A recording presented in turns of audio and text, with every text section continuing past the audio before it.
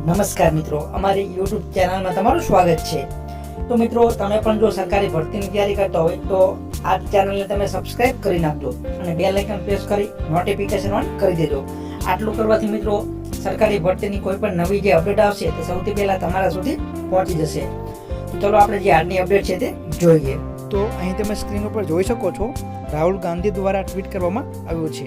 UP का 69 शिक्षक भर्ती का घोटाला, भाजपा की आरक्षण विरोधी मानसिकता का सबूत है।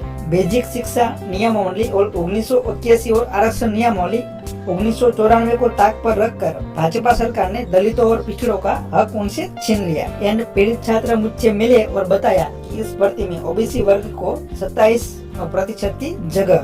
तो मित्रों, भर्ती परीक्षाओं भ्रष्टाचार માટે બદનામ જે ઉત્તર પ્રદેશની યોગી સરકાર છે તેને નબળી નીતિને કારણે હાઈકોર્ટે મેરિટ રદ કરવાની ફરજ છે તે પાડી છે અને આ સાથે હાઈકોર્ટે આકરો નિર્ણય લેતા નવું મેરિટ બનાવવાનો પણ આદેશ છે તે કર્યો છે અને આ સાથે હાઈકોર્ટે યુપી સરકારને 3 મહિનામાં નવું મેરિટ લિસ્ટ તૈયાર કરવાનો આદેશ છે તે આપ્યો છે। તો આ બાબતે ભાજપ ઉપર પ્રહાર કરતા રાહુલ ગાંધીએ કહ્યું કે ભાજપના અનામત છીનવી લેવાના આગ્રહે સેકન્ડો નિર્દોષ ઉમેદવારોના ભાવિને અંધકારમાં ધકેલી દીધું છે અને ભાજપના યુવાનોના દુશ્મન ગણાવતા રાહુલ ગાંધીએ કહ્યું કે ભાજપની સરકાર અભ્યાસ કરનારાઓને લડવા માટે મજબૂર કરે છે અને તે ખરેખર યુવાનોની દુશ્મન છે।